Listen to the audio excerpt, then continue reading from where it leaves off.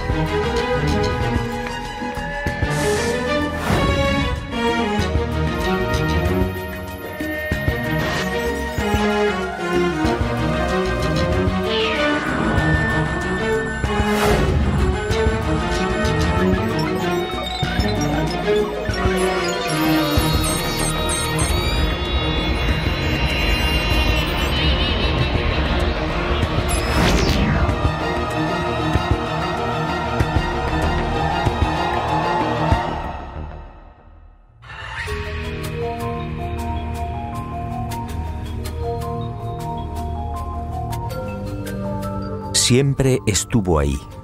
El hombre primitivo alzó también la vista hacia ella y sintió curiosidad.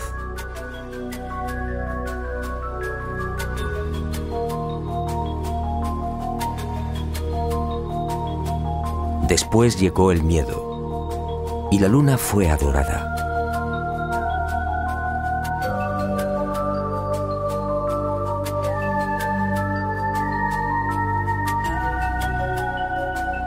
Más adelante los seres humanos la convirtieron en un sueño, a veces bello, a veces terrorífico.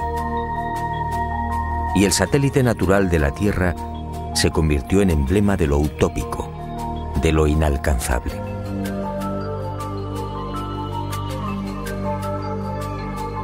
Hasta el siglo XX la Luna fue propiedad de poetas y soñadores. Algunos más audaces llegaron incluso a describirla. En el año 499 a.C., el filósofo griego Anaxágoras enseñaba que la Luna es un astro habitado, con infinidad de valles y montañas. Y otro tanto pensaba Demócrito, el creador de la teoría atómica, nacido también en el siglo V a.C. Pitágoras creía igualmente en una luna viva y habitada. Y su discípulo Filolao iría más allá, asegurando que nuestro satélite natural se hallaba habitado por seres 15 veces más grandes que los humanos. Y acertó al afirmar que el día lunar equivale a 15 días terrestres. Después llegaron los libros. Plutarco, en el siglo I de nuestra era, describe la Luna como una segunda Tierra. Y con los libros, los viajes. Fue hacia el año 160 después de Cristo cuando el griego Luciano de Samosata escribe el primer viaje a la Luna. En su obra Historia verdadera, una tromba de agua arrastra un barco hasta la superficie lunar. Ariosto, en el Orlando Furioso, asegura que la Luna es un gran valle en el que se encuentra todo lo que hemos perdido en la Tierra: riquezas, coronas, honor y esperanza. En 1638 aparece en Inglaterra El hombre en la Luna, otro libro que causa sensación. Su autor, el obispo Francis Godwin, envía a la Luna al aventurero español Domingo González, con la ayuda de una pareja de gansos amaestrados. Fue con Galileo en el siglo XVII, cuando las viejas ideas de los griegos sobre la Luna empiezan a tomar consistencia. Galileo inventa el telescopio y queda asombrado al contemplar los cráteres y las grandes superficies oscuras que son identificadas con mares. En 1647, John Hevelius traza el primer mapa lunar y lo publica en su libro Selenografía, afirmando que la Luna estaba repleta de ciudades. Entusiasmado con estos descubrimientos, Cyrano de Bergerac publica en 1648 su célebre Viaje a la Luna, un libro asombroso en el que por primera vez se habla de cohetes. Cyrano describe 2 astronaves, una impulsada por la evaporización del rocío, la otra por un cohete de 3 fases. Sería este trabajo justamente el que serviría de inspiración a Julio Verne y a los padres de la astronáutica moderna. En 1671, Querubín de Orleans publica un segundo mapa lunar. El interés del público es tal que en 1865 se publican 6 libros sobre temas espaciales. El más conocido fue sin duda De la Tierra a la Luna, del genial Verne. Y en 1903, el ruso Tsiolkovsky proporciona las pautas que servirían de modelo a la cohetería del siglo XX.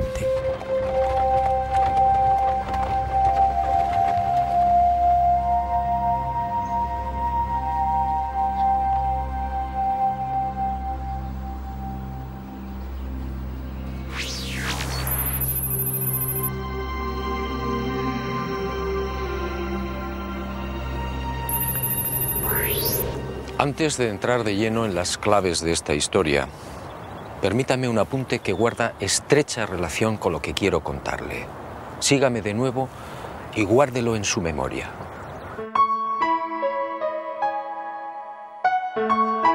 Además de esas viejas y románticas ideas sobre la Luna y de la literatura más o menos fantástica sobre los viajes a nuestro enigmático satélite natural, la historia de la humanidad aparece igualmente repleta de otros no menos misteriosos fenómenos registrados en la superficie lunar.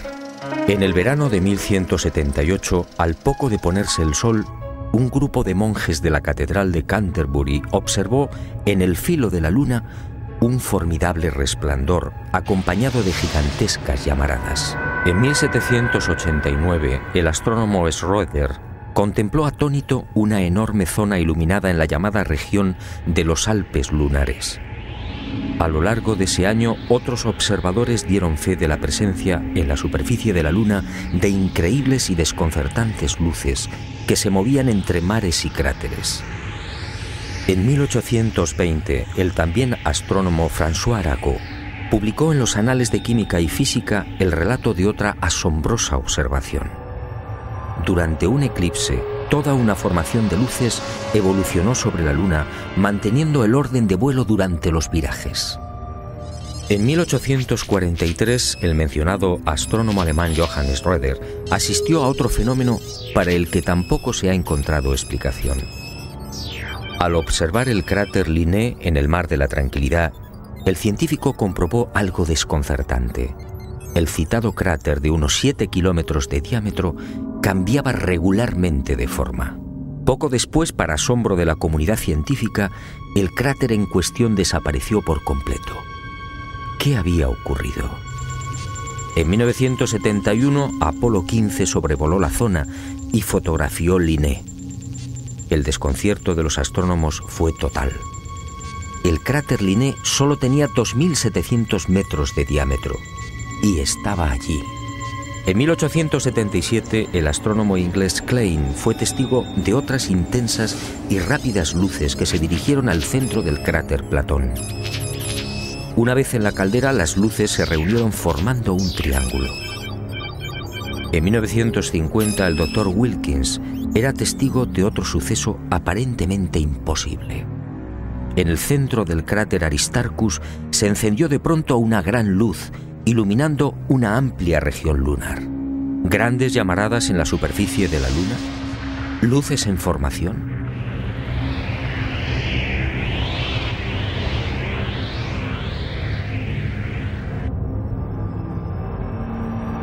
¿Qué estaba pasando en la Luna?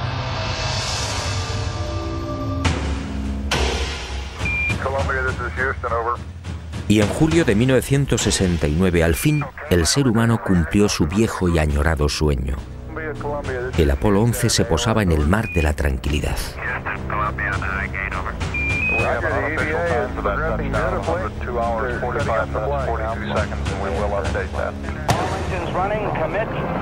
Y el mundo vibró con aquellos primeros y tímidos pasos de Neil Armstrong.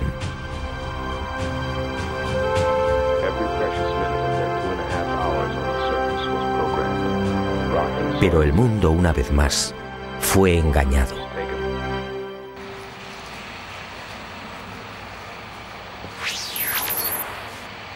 Muchos de los que vivimos aquel histórico y emocionante momento nos hicimos la misma pregunta. ¿Por qué ese obsesivo interés por conquistar la Luna? Fue el alto militar norteamericano al que me he referido y al que desde ahora llamaré Mirlo Rojo, quien años más tarde respondería con una información que me dejó perplejo. Una información secreta que muy pocos conocen. Las nuevas generaciones no saben o no recuerdan. A la Luna se fue a investigar, sí, y se ha dicho también que fue una cuestión de prestigio. Una especie de apuesta entre soviéticos y norteamericanos.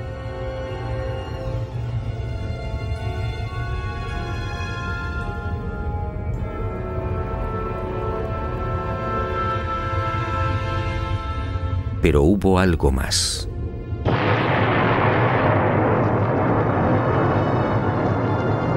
En los años 50, tras la amarga experiencia de la Segunda Guerra Mundial, soviéticos y aliados se embarcaron en una loca carrera de armamento.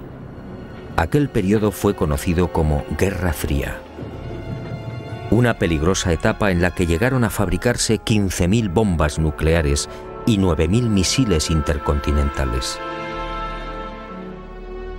Y de pronto soviéticos y occidentales experimentaron un brusco giro. De la noche a la mañana, sin aparente justificación, la URSS sorprendió al mundo, situando en órbita el primer satélite artificial, el Sputnik. Era el 4 de octubre de 1957. Y armas nucleares y misiles intercontinentales quedaron en segundo plano. ¿Por qué? Y la opinión pública, atónita, asistió a otra sucesión de acontecimientos no menos desconcertante. Estados Unidos se enganchó también a la incipiente carrera espacial, manteniendo en la sombra su obsesión armamentística. Pero los soviéticos mantuvieron la delantera. Mientras los norteamericanos fallaban una y otra vez en los lanzamientos, el 12 de septiembre de 1959, el Lunik 2 ruso conseguía el primer impacto en la Luna. Poco después, el Lunik 3 enviaba las primeras imágenes de la cara oculta. Y el mundo siguió preguntándose, ¿qué ocurría? ¿Por qué este obsesivo interés por conquistar el espacio y sobre todo la Luna? Pero soviéticos y norteamericanos siguieron guardando silencio sobre sus auténticos intereses. Los humillados norteamericanos recibirían el golpe de gracia el 12 de abril de 1961. Ese día el cosmonauta Yuri Gagarin se convirtió en el primer ser humano que orbitaba la Tierra. Y el mundo, en especial la nación norteamericana, fue sorprendido de nuevo. 44 días después de la hazaña de Gagarin, el presidente Kennedy compareció ante el Congreso, comprometiéndose a lavar el honor del país. En aquella oportunidad, un Kennedy firme y sereno asombró al mundo.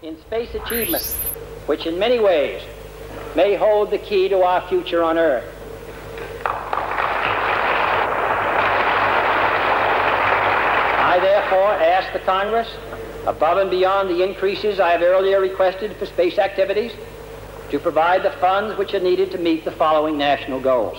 First, I believe that this nation should commit itself to achieving the goal, before this decade is out, of landing a man on the moon and returning him safely to the Earth.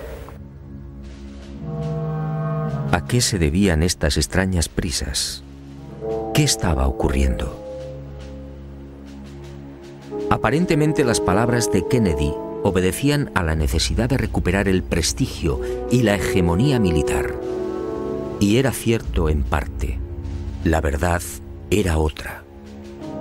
La verdad llegaría años más tarde y de la mano de Mirlo Rojo. Él confió en mí y me hizo partícipe de su gran secreto. Un secreto tan espectacular como diabólico.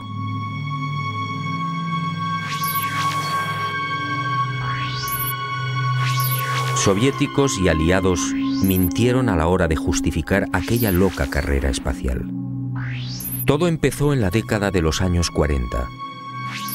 En esas fechas, las intensas oleadas ovni registradas en el mundo pusieron en máxima alerta a los militares soviéticos y aliados. Para ellos estaba claro: aquellos objetos pertenecían a civilizaciones no humanas, civilizaciones muy avanzadas. El mundo nunca lo supo. Aquellos miles de avistamientos fueron la gran razón que impulsó a los militares al referido y brusco giro en la carrera armamentística, y concibieron la necesidad de fortalecer los sistemas defensivos, concediendo absoluta prioridad al espacio. Los militares no eran ajenos a los extraños fenómenos luminosos que se registraban en la Luna y que venían reportando los astrónomos. Y desde los años 50, tanto Estados Unidos como la antigua URSS redactaron planes concretos para pisar el satélite natural y establecer bases que, según ellos, pudieran controlar y contrarrestar la presencia de estas astronaves no humanas. Horizon fue uno de estos proyectos diseñado en secreto por el Pentágono. Ni siquiera Kennedy tuvo conocimiento del gran plan. Sencillamente fue engañado. Y consideró de buena fe que los Estados Unidos deberían ser los primeros en ese supuesto desafío técnico y científico. Según Mirlo Rojo, la campaña de intoxicación desplegada por las diferentes agencias gubernamentales norteamericanas y los servicios de inteligencia hizo el resto. Kennedy y la opinión pública mordieron el anzuelo. En la noche del 24 al 25 de julio de 1955 se produjo un nuevo incidente ovni que aceleraría los planes de los militares. Esa noche los observatorios astronómicos de Leningrado y Monte Palomar descubrieron un gigantesco cilindro a 500 kilómetros de la Tierra, orbitando a 30.000 kilómetros por hora. El objeto tenía más de 10 kilómetros de longitud. Días después, soviéticos, norteamericanos, franceses e ingleses se reunían en secreto en Ginebra, confirmando sus temores. Aquella formidable máquina, obviamente, no era humana. Pero ocurrió algo imprevisto. Los soviéticos no aceptaron los consejos y directrices de los militares aliados para establecer un proyecto conjunto en el control del espacio. Y el 4 de octubre de 1957, ante la sorpresa del mundo y la irritación de los aliados, tomaron la delantera con el ya referido lanzamiento del Sputnik.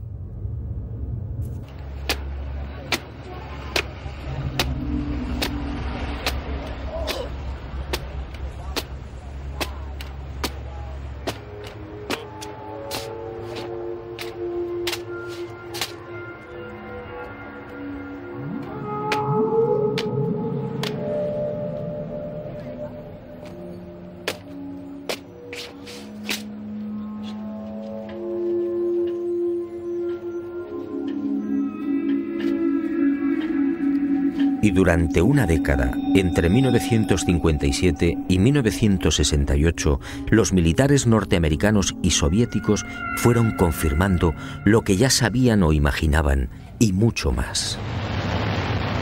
En ese periodo fueron lanzadas más de 20 sondas automáticas que se estrellaron en la Luna o alunizaron suavemente.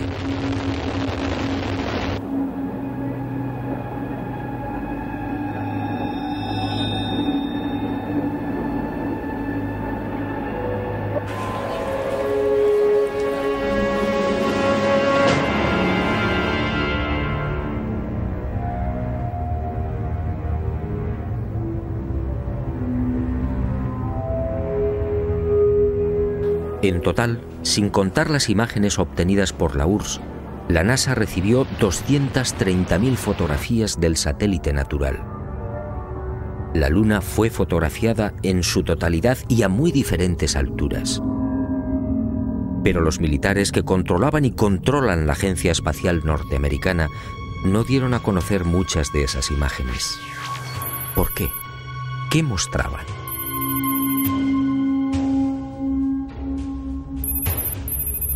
Cuando Mirlo Rojo me entregó algunas de estas fotografías, quedé desconcertado.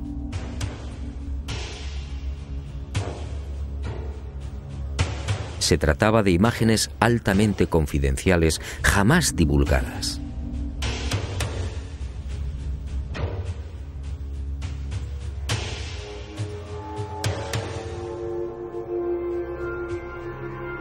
En una de ellas, tomada por la sonda Orbiter 2 en noviembre de 1966, se aprecian dos muros o carreteras paralelos de 27 kilómetros de longitud. Cada una de estas construcciones totalmente artificiales tiene una anchura aproximada de 450 metros. En el muro o carretera de la derecha se aprecia incluso un curioso detalle. La construcción ha sido alterada rompiendo la impecable línea recta con una curva de 1000 metros. En otra de las fotografías, los militares norteamericanos descubrieron lo que llamaron la Gran Presa, una no menos enigmática construcción de 5 kilómetros de longitud al norte del Mare Imbrium. El 19 de noviembre de 1966, la misma Orbiter 2 captaba a 48 kilómetros de altura y sobre el Mar de la Tranquilidad otra extraña formación. En esta ocasión se trataba de enormes pilares o monolitos perfectamente alineados de 3 en fondo. En total, 30 obeliscos de idéntica altura. Aquello obviamente no podía ser una formación natural. En total, según mi confidente, NASA terminó censurando 900 fotografías. Todas ellas pasaron directamente a los archivos del Pentágono. En ellas se distinguen grandes plataformas, posibles ruinas de edificios o ciudades, carreteras y gigantescas cúpulas. Las sospechas de los militares, en efecto, se cumplieron y prosiguieron con el plan previsto.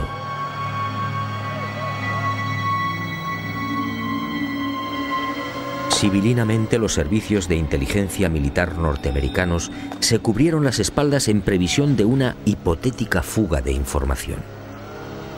Para ello, utilizando a NASA como pantalla, propiciaron la redacción de un informe que los eximiera moral y jurídicamente de cualquier responsabilidad en caso de ocultamiento.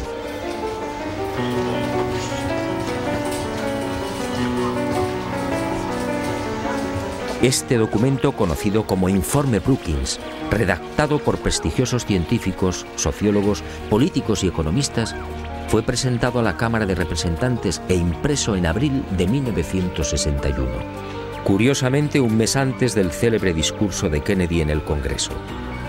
Es decir, cuando NASA, la gran tapadera de los militares, estaba a punto de recibir luz verde y los necesarios dineros para el proyecto Apolo. En este informe, además de reconocer que la vida extraterrestre es una posibilidad real, se aconseja a NASA que no difunda los posibles hallazgos que pueda encontrar en la carrera espacial. En la página 215, en la sección titulada Implicaciones de un descubrimiento de vida extraterrestre, el documento señala que la exploración del espacio podría desembocar en el hallazgo de artefactos no humanos. En ese supuesto, continúa el informe Brookings, nuestra civilización se vería amenazada por un irremediable proceso de desintegración, tal y como ha sucedido en la Tierra, en otras épocas y con otros pueblos. Este documento, efectivamente, no deja en buen lugar a la supuesta democracia norteamericana. Hablemos claro. En el informe Brookings, sencillamente, se anima a NASA a ocultar información. Y eso fue lo que hicieron.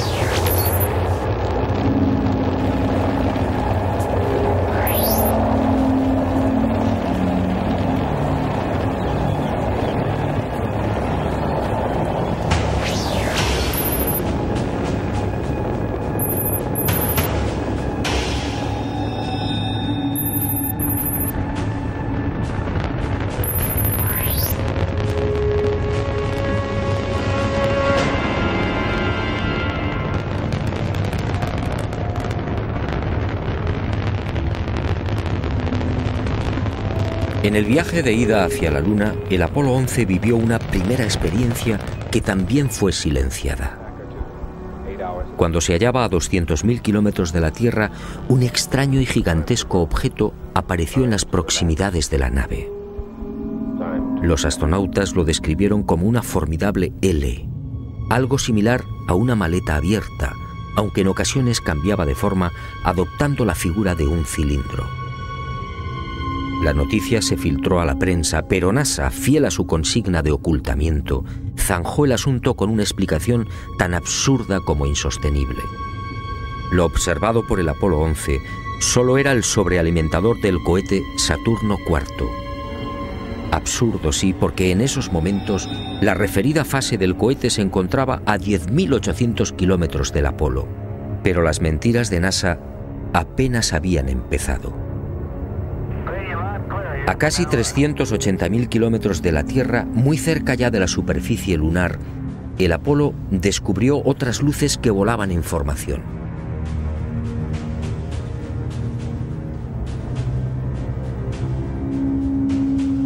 Según Mirlo Rojo, aquellas luces parecían esperar al Apolo 11.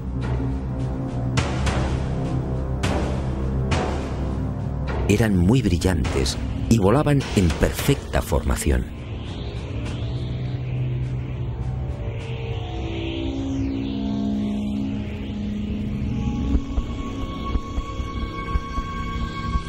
Poco después se alejaron a gran velocidad, desapareciendo hacia la superficie de la Luna. Los astronautas tenían razón. Aquello parecía un recibimiento. Pero lo más espectacular estaba por llegar.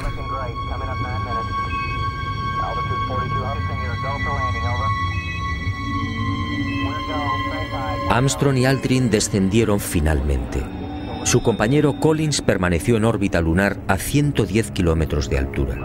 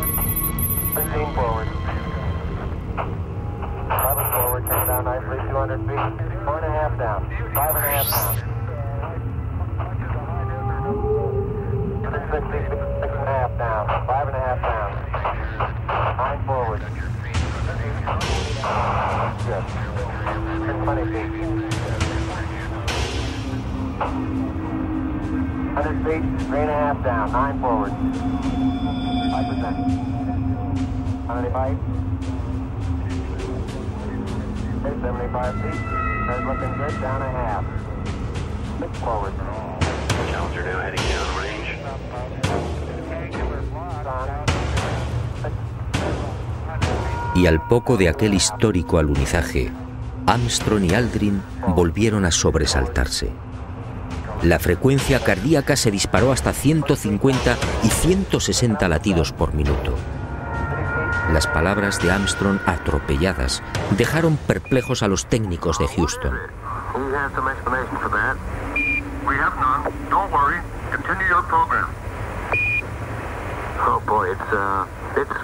It's really something super fantastic here. You couldn't ever imagine this. Roger, we know about that. Could you go the other way? Go back the other way. Well, this guy ridge should, pretty spectacular. My God, what is that there? That's Roger, what the hell is that? Go tango, tango. There's kind of light there now. Al otro lado del cráter, existente a poco más de 60 metros del Águila, habían aparecido unas naves y unos seres, objetos en forma de disco y perfectamente alineados sobre el terreno. Y junto a ellos varios seres muy altos, con trajes blancos y ajustados. Cuando los astronautas, obedeciendo las insistentes órdenes de Houston, trataron de filmar, objetos y seres desaparecieron.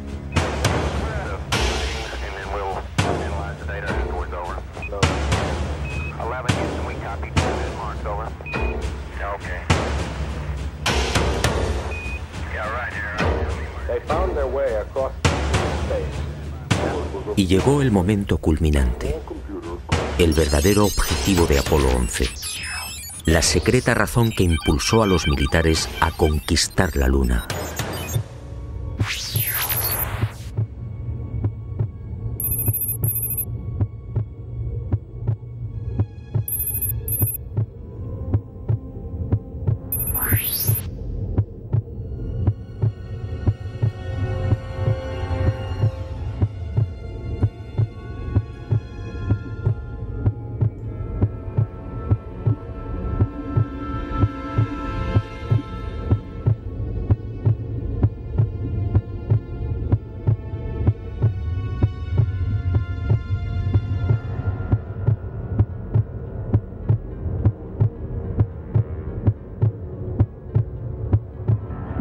Esta fue la verdad, la única y secreta verdad. Aquel 21 de julio de 1969, Armstrong y Aldrin se alejaron escasos metros del módulo, filmando esta increíble construcción. Esta película de 14 minutos jamás fue difundida por NASA.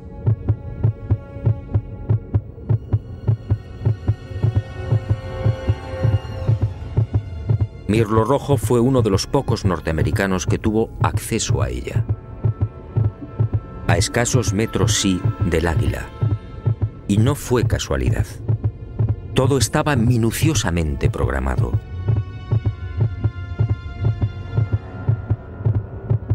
Estas misteriosas ruinas, como otras igualmente filmadas por los restantes Apolos, habían sido fotografiadas con anterioridad por las diferentes sondas automáticas. Una de ellas, la Surveyor 5, lanzada el 8 de septiembre de 1967, fue decisiva. Alunizó en el Mar de la Tranquilidad, muy cerca de esta construcción, enviando 19.000 fotografías.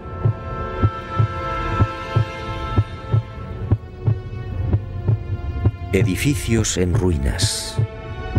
Edificios en la superficie de la Luna. Edificios aparentemente de una gran antigüedad. Pero, ¿quién los había levantado? Nosotros los humanos, obviamente no. Solo quedaba una respuesta. Esto era obra de una civilización no humana.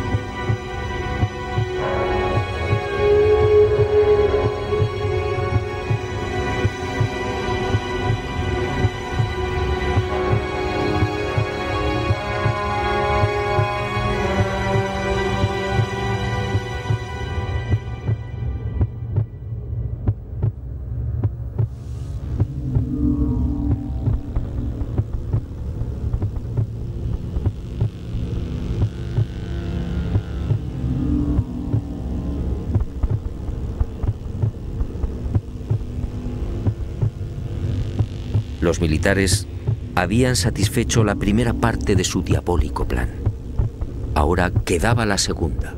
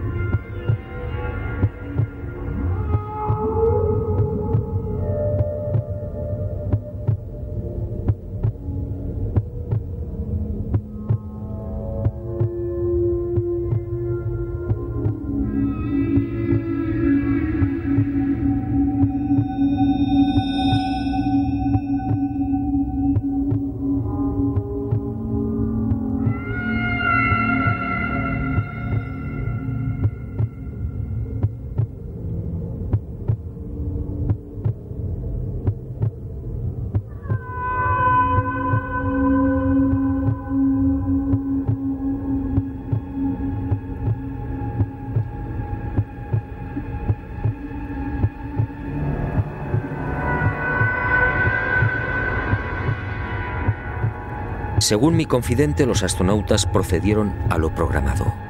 Recogieron muestras de los muros, tomaron medidas y se retiraron.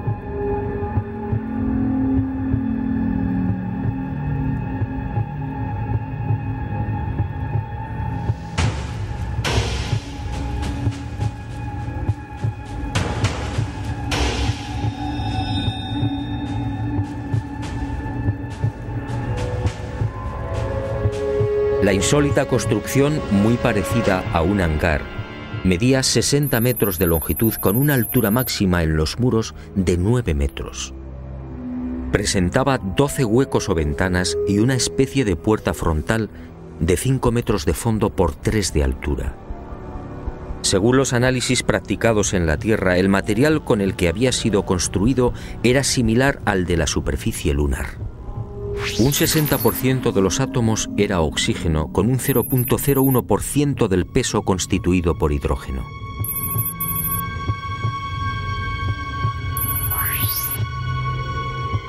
Las paredes se hallaban muy erosionadas. Esta circunstancia, dado que en la Luna no existe prácticamente atmósfera, hizo pensar a los militares que el edificio en cuestión podía tener varios miles de años.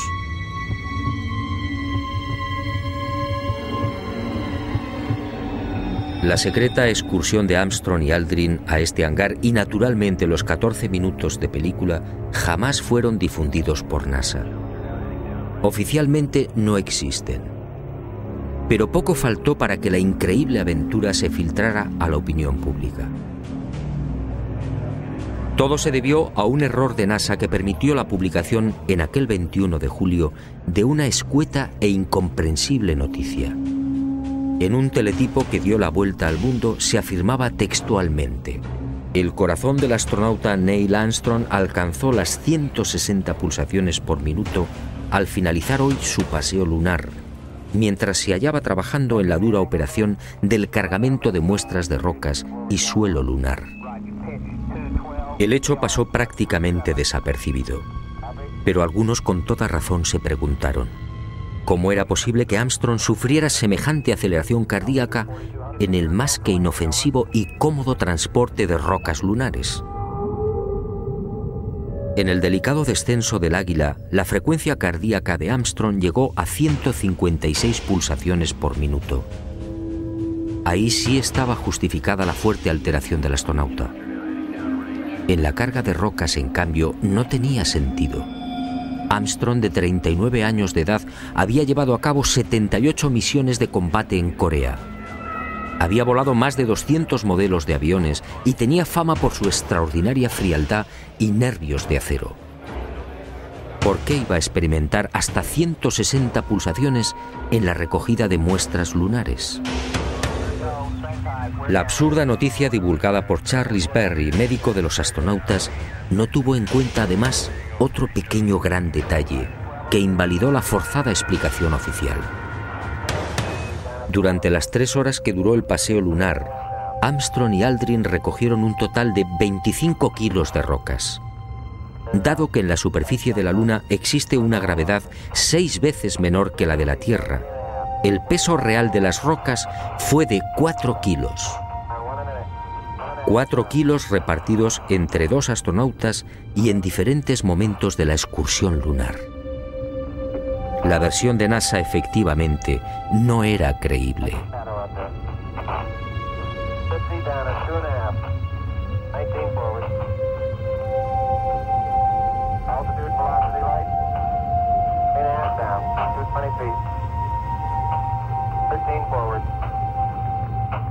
Una vez más, mintieron.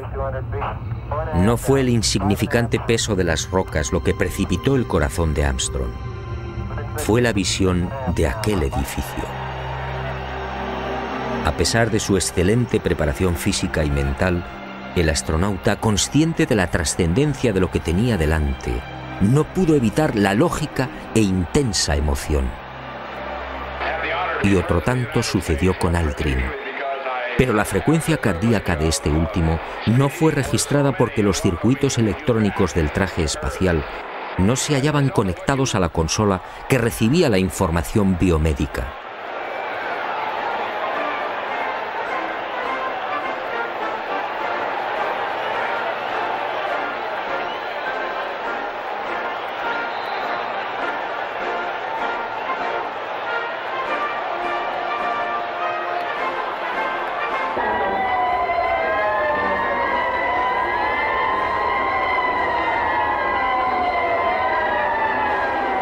Los hombres del planeta Tierra posaron aquí su pie por primera vez.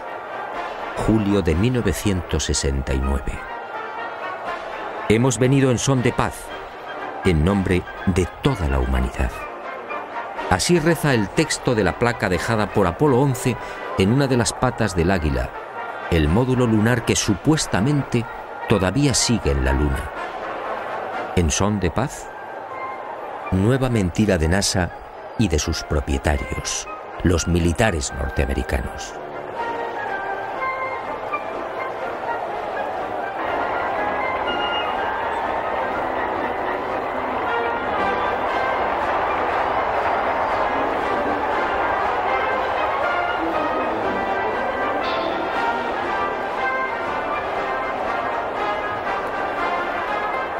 Mirlo Rojo fue contundente. Hasta diciembre de 1972, fecha en la que se interrumpe el proyecto Apolo, otras 5 naves volaron a la Luna.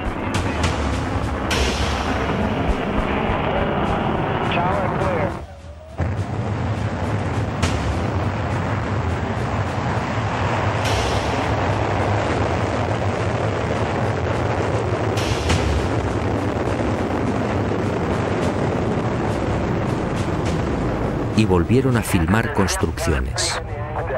Después, esas edificaciones fueron bombardeadas y destruidas. Y existe la fundada sospecha de que Estados Unidos utilizó armas tácticas nucleares contaminando la Luna.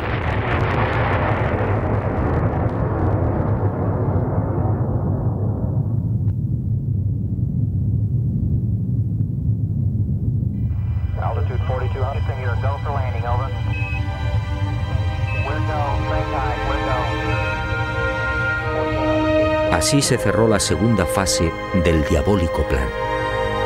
Los militares norteamericanos no lo consintieron. Esas estructuras podían provocar el caos en la Tierra. Eso dijeron.